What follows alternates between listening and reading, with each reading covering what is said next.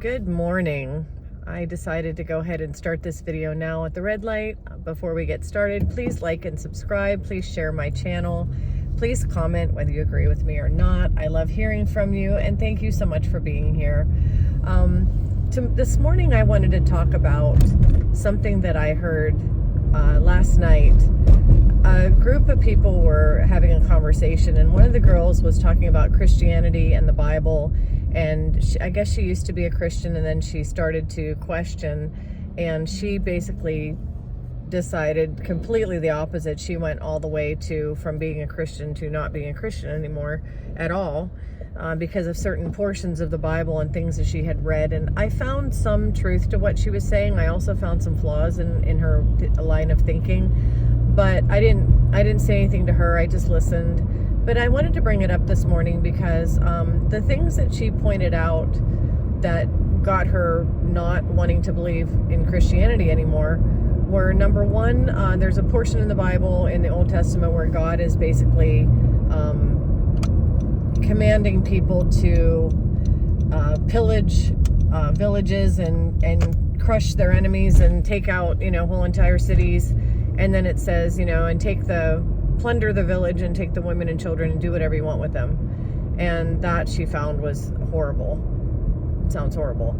It does. Then there was another part of the Bible that said that if a man, and sorry, I don't have the verses, but you can always Google search it, but a man defiles a woman or basically attacks, I don't know if I can say the word, but, does something horrible to a woman that a man would, anyway, you know what I'm saying, then he has to pay her father and marry her and stay married for the rest of their lives.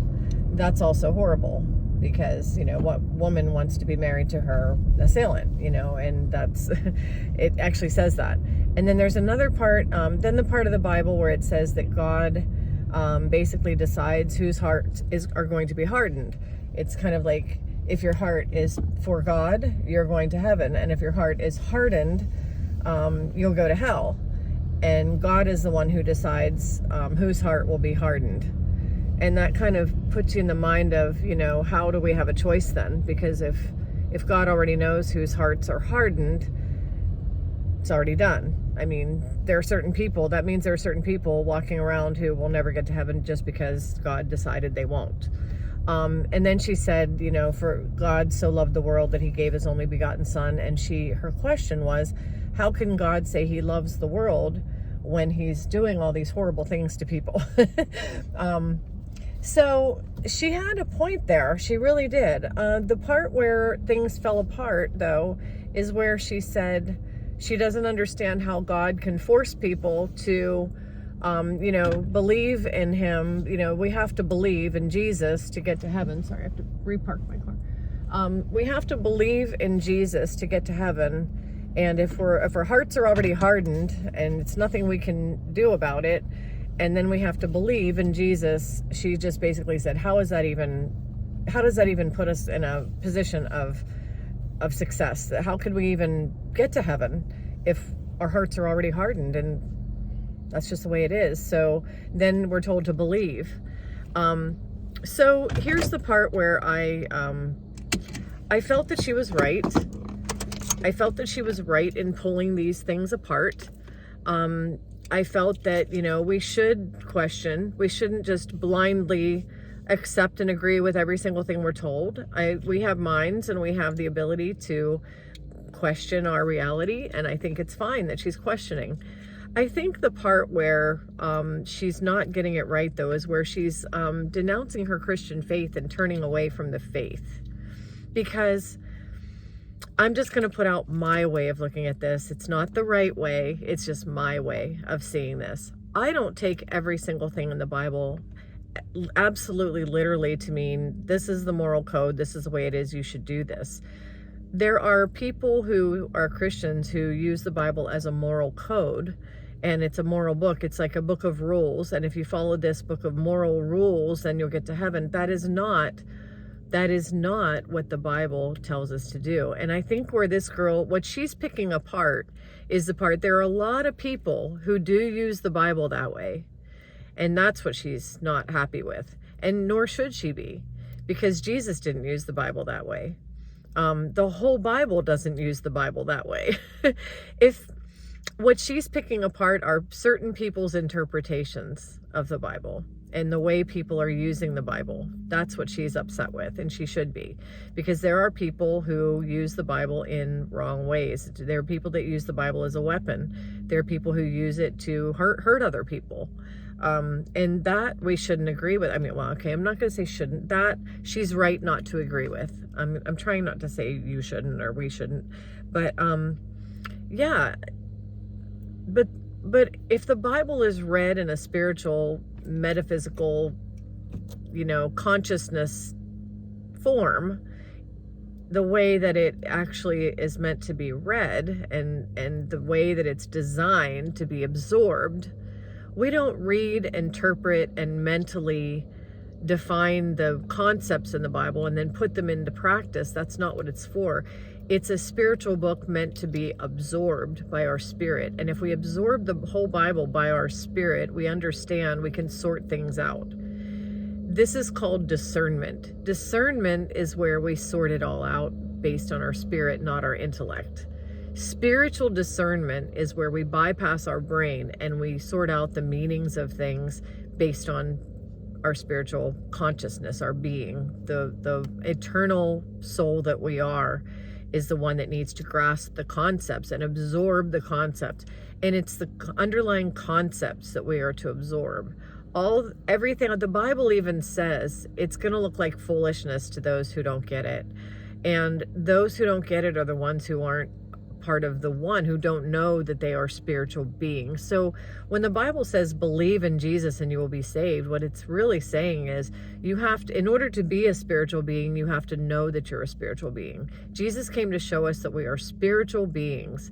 Jesus came to show us that the Bible is not meant to be read by the intellect and deciphered by our wisdom and processed through the biases of our own experience. The Bible is not meant to be processed that way. It's meant to be absorbed by our spirit.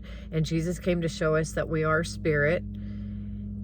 And if we know we're spirit, that's what is known as saved. Because if you don't know your spirit and you're living for all this physical world, and this physical world is temporary and it may or may not even be real.